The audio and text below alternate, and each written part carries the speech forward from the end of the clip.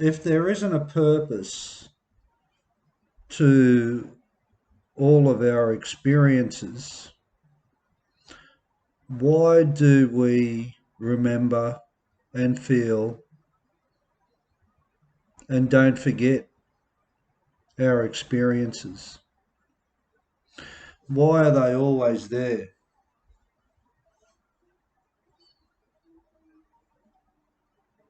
They shape you. You're shaped by what has happened to you, completely shaped. You're shaped from being a child.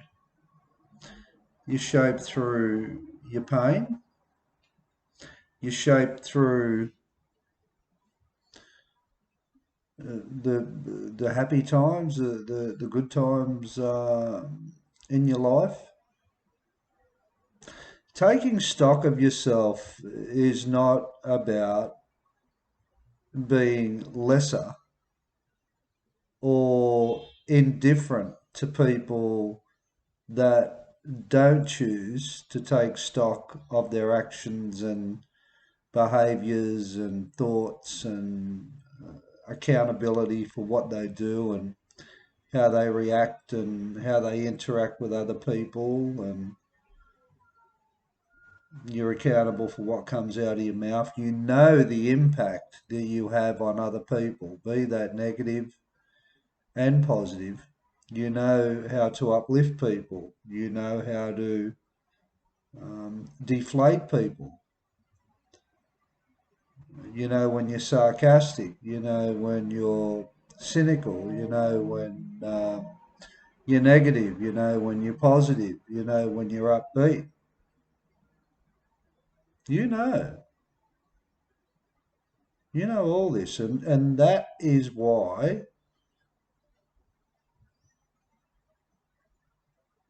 you've been through experiences.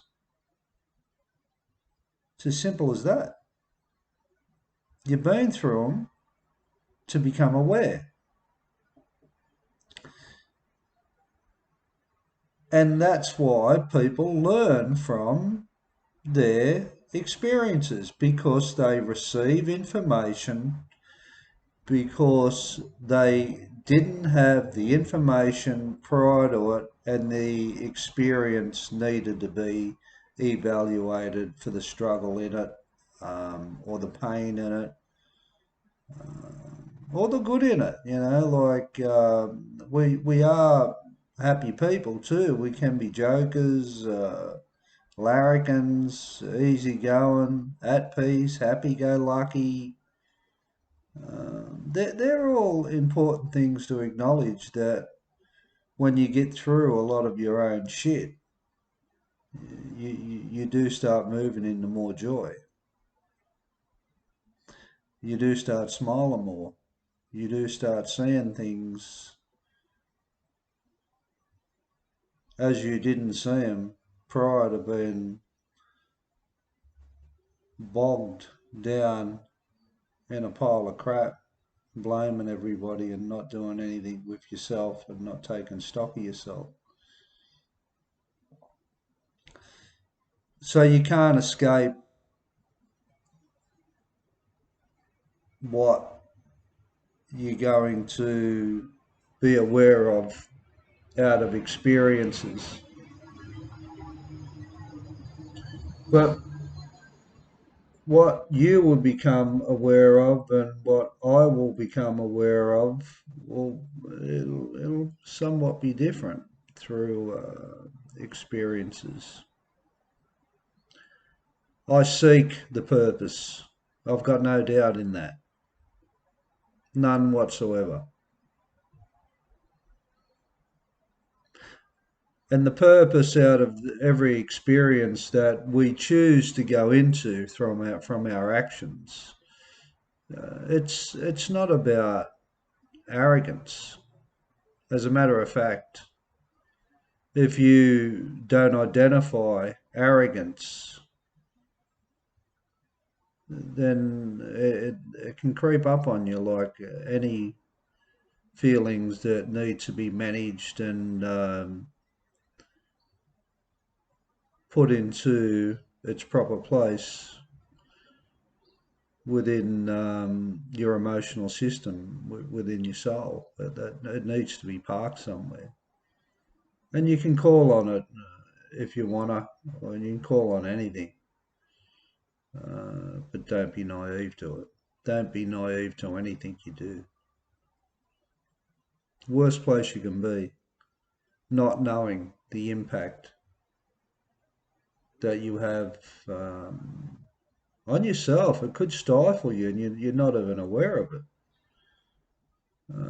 and others. And if you want to play a neutral position and say, well, there's no purpose in with what we're doing, you wouldn't have a memory. You can't escape it. You can't deny it. Well, you can. Oh, well, he doesn't know, or it's he doesn't understand, and he hasn't lived this, and if it wasn't for this, this wouldn't happen to me. I hate my job, and I hate my relationship, and I'm struggling here, and life's just one big fucked up experience, or it's just struggle town all the time. That's the way we're thinking about it. But that shapes you. That shapes you. And if you had dreams of becoming something or doing something in your life and that hasn't been achieved, that's okay. That's all right. Um, that's what we got reincarnation for. You can always come back and have another go at it. It's real. It's there. We all get a turn. I firmly believe that we come back until we get it right. Like deja vu, really? It only comes to us because we've been here before and we've experienced this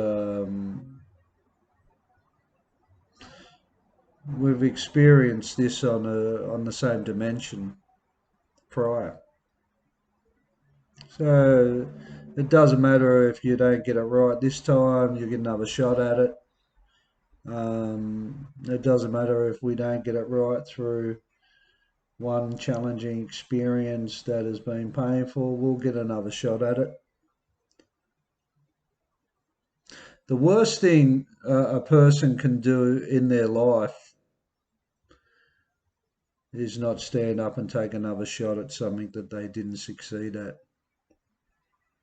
The worst thing is to give up. That indicates the past experiences have been greatly denied. Greatly denied.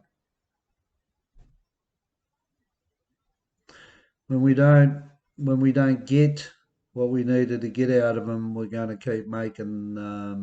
They are mistakes because they keep us in struggle. We keep coming up to those crossroads all the time until we learn how to manage them in an appropriate way where they're not struggle anymore. And I think that's important. That's a point that needs to be highlighted a little bit. That the struggles we do overcome when we learn to overcome, and that's when we stop. That's when we stop. You look back on your struggles and the ones that you've overcome, you stop participating in them. You stop acting in it. You don't contribute yourself to them anymore. There's no participation in them anymore. And that's why they don't come up anymore. Surely, surely that's clear. But the ones we don't manage, they keep coming up. And they keep coming to us to challenge us, to make us look. It's like, someone's knocking on heaven's door and making us aware.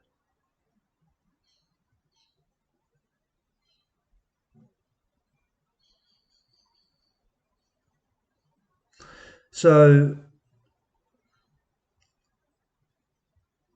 it's up to us to take the good out of it. And again, if you think you're too old for that, or you think that um, your life's finished and it can't get any better, and I'm here to tell you that it can.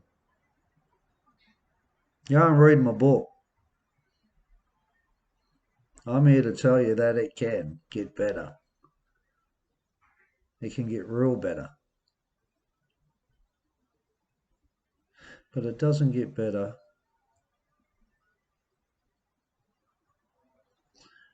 when you're not aware that you're partly the cause of it. It doesn't get better. No one likes to accept that, because their own ego and how they feel about themselves, and no one likes that. But that's the stuff you got to get comfortable with. Eating humble pie, like accepting that you had a part to play in all that you're living at the moment. And if that comes with emotions of guilt, emotions of I could have done better, well, suck that up. Like, so what? Why is that hard to accept?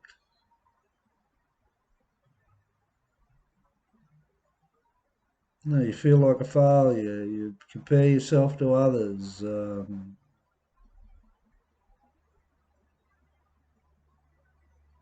You enjoy putting other people down.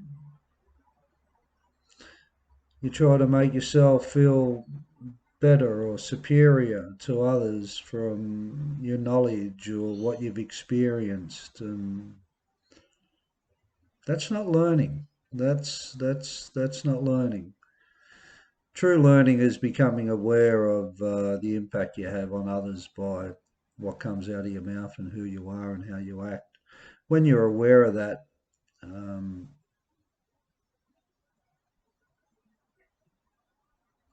hopefully you won't succumb to a lower form of energy, because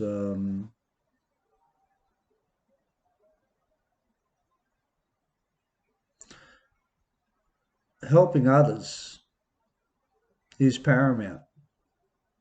And even when they don't want it, even when people don't know that they're being helped, we can all be a blessing in disguise.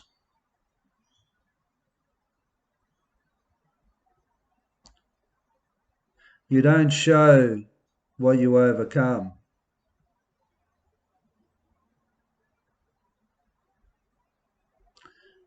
not to give others hope that they too can overcome things, if there is anything that they want to overcome in their lives. Anything's possible.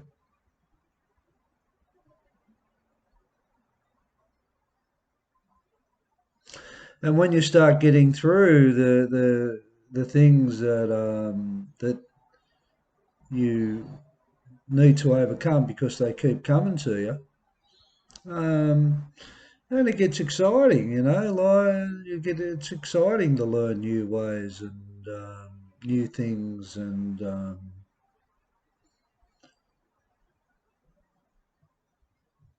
more nicer relationships with people. And the other big thing, which is really important, you become consistent. You're not up and down. You're pretty much the same all the way through. You don't pretty much have your days. You kind of get over that. You're balanced on the way through. That's if you take the right stuff out of the experiences. There is wrong stuff and right stuff, you know. That's why you've got a criminal code for the wrong stuff. If people act uh, beyond their responsibilities or the consequences for their actions, there's a wrong way to do things. So there is a wrong way, and you know the fabric's been designed in our society to cater for that and to support that and to manage that. So if somebody says, well, no, there isn't a wrong way to deal with things, well, there is, because society's got a backstop to protect people who don't acknowledge there is wrong and right in society. And that's only through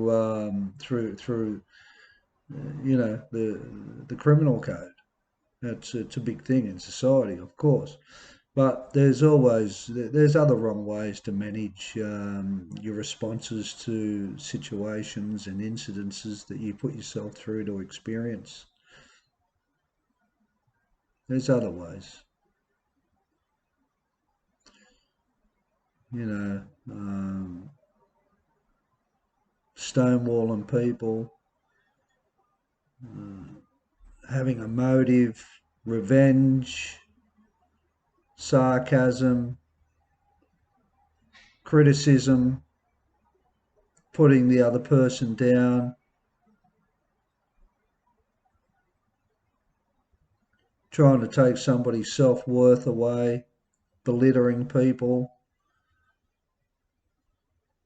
laughing at people, not believing in people,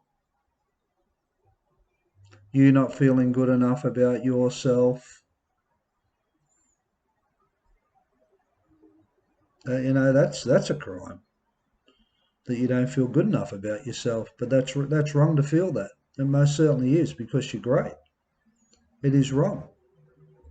And if it's not challenged by you, um, what was the point of your experiences?